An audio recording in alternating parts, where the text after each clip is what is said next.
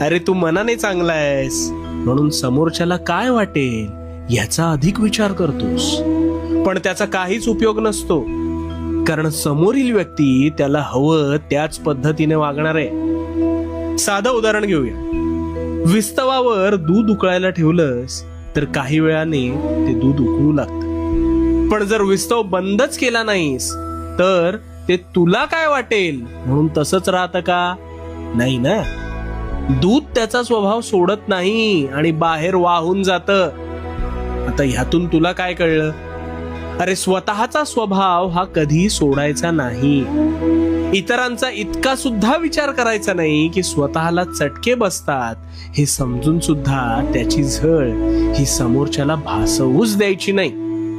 दुधाप्रमाणे वाहायला शिक. असह्य झालं की भांड्यातून सरळ बाहेर पडायचं. स्वतःची घुसमट होऊ देणं